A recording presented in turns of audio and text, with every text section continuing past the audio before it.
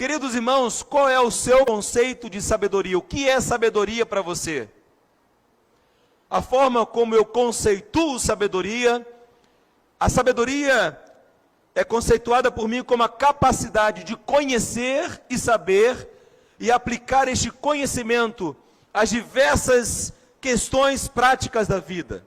De tal modo que, à medida que eu aplico a sabedoria que tenho, os resultados, eles são bons e satisfatórios. Amados irmãos, sabedoria é a capacidade de conhecer, é a capacidade de saber e aplicar esse conhecimento, esse saber, às questões práticas da vida. A sabedoria humana, ela é incapaz de compreender, de discernir, de trazer para a vida pessoal o mistério de Deus.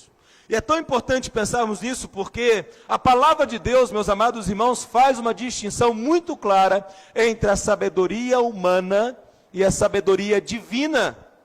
E a sabedoria humana, ela é incapaz de compreender o mistério da sabedoria de Deus. Isso é tão sério, irmãos, porque a nossa tendência natural como humanos é aplicar o conhecimento e os saberes que possuímos para questões práticas de nossa vida. E quando a nossa vida ela é conduzida pelo saber humano, pode nos conduzir ao naufrágio. Tão interessante isso que o apóstolo Paulo, num determinado momento, no capítulo 10, versículos 6 a 11, nós não leremos, Paulo vai mencionar os 5 pecados que impediram o povo de Israel de entrar na terra prometida. Paulo mostrando exatamente que se nós nos permitirmos sermos conduzidos pela sabedoria humana, nós cairemos nos pecados da idolatria, da imoralidade, de pôr Deus à prova, da murmuração e da cobiça. Essa questão é tão séria, meus amados irmãos, porque a sabedoria humana, por mais encantadora que ela seja, ela é incapaz de compreender o mistério da sabedoria de Deus. Então olhemos para o texto e vejamos que do versículo 1 até o versículo 9, o apóstolo Paulo vai mostrar aqui que o mistério de Deus jamais será compreendido pela sabedoria humana. É muito importante que você entenda essa verdade, meus queridos. E aí, amados irmãos, uma questão que deve nos inquietar nessa noite. O que você está precisando? Quais são os estímulos que você tem buscado em sua vida para ter intimidade com Deus? Será que nós precisamos de artifícios humanos para sermos movidos a nos colocarmos de joelhos na presença do Senhor? Vivemos tempo em que a sociedade degradada como está, ela precisa ser cativada por uma mensagem altamente afagável ao ego humano, uma mensagem que eleva o espírito humano a reconhecer a sua grandeza, a sua beleza. Será que é disto que precisamos? O que o apóstolo Paulo está mostrando aqui é que Jesus Cristo é suficiente. Se Jesus Cristo é suficiente para mim, nada mais será atrativo. Porque eu compreendo que aqui estou por causa do meu Senhor e Salvador Jesus Cristo. E aqui eu trabalho para a edificação do povo de Deus. E aqui me fortaleço junto com meus irmãos para não somente ter o meu crescimento como crente no Senhor Jesus, mas para que também ao longo da semana, nos seus 7 dias, eu possa ser uma testemunha viva do Evangelho de Jesus Cristo. Então, o que Paulo quer deixar claro é que a sabedoria de Deus é revelada na cruz de Cristo e a sabedoria humana jamais será capaz de compreender este fato. Precisamos compreender é que eu preciso de sabedoria na minha vida. Eu preciso ser uma pessoa sábia. E aí, queridos, como é que você lida com os conflitos da sua vida? Como é que você lida com os conflitos relacionais, interpessoais?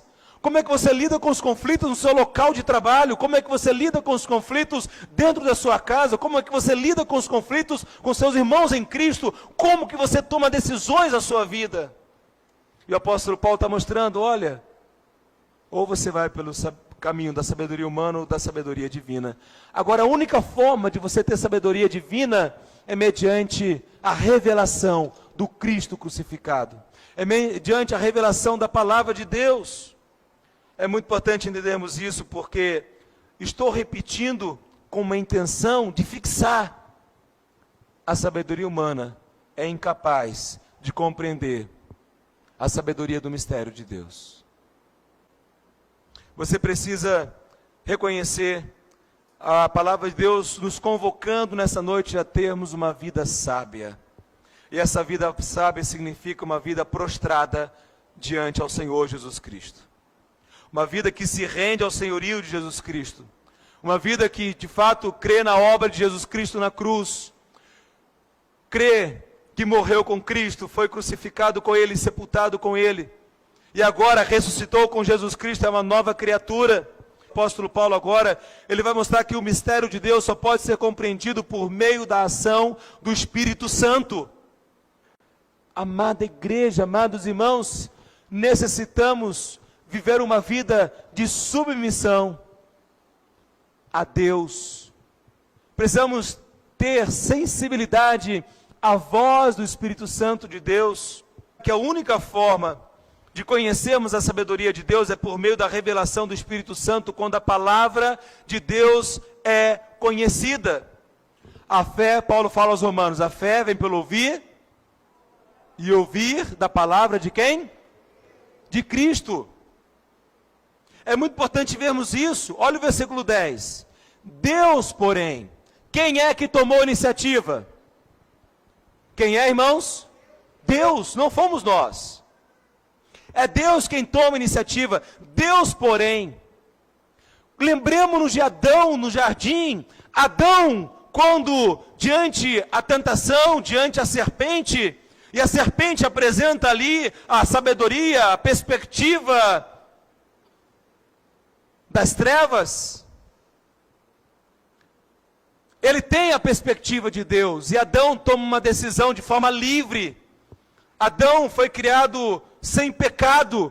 Adão foi criado com plenas capacidades de tomar decisões corretas, ao contrário de nós. Eu e você nascemos escravos do pecado. Eu e você nascemos debaixo da ira de Deus. Eu e você nascemos separados da glória de Deus. Adão não. Adão poderia não ter pecado. Mas o que Adão faz? Ele se deixa conduzir pela sabedoria da serpente. Ali ele está diante a um dilema cósmico, ele está diante a uma guerra de cosmovisão. Então, ao se deixar levar pela sabedoria da serpente, fez uma escolha livre, mas tornou-se escravo. E todos nós estávamos em Adão, e todos nós agora, ao nascermos, nascemos escravos do pecado e separados da glória de Deus. E aí, meus amados irmãos, isso é tão importante, porque quando Adão está no Éden, ele se esconde de Deus. E ele diz, eu me escondi porque eu tive o quê? Medo. E ali no Éden, Gênesis capítulo 3, nós temos a ruptura, diversas rupturas. Não me aprofundarei nisso agora, mas olhando para Gênesis 3, as rupturas ali são muito claras. A ruptura do relacionamento com Deus, consigo mesmo, com o semelhante, com a criação de Deus. É aquilo que sabemos, amados irmãos, uma realidade que eu e você, nós vivenciamos todos os dias. E então, quando Adão caiu, se esconde de Deus, tem medo, ele acusa Eva, a síndrome de Adão, o que Deus faz? Deus veio.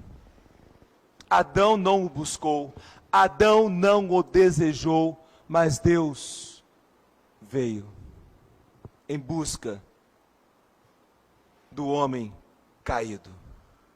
Amada igreja, como é importante entendermos que é mediante a revelação do Espírito Santo de Deus em nosso coração, é quando a palavra da cruz é pregada, a obra do Cristo crucificado é anunciada, e nós entendemos que nascemos em pecado, nascemos separados de Deus, nascemos debaixo da ira de Deus, nascemos como filho do diabo.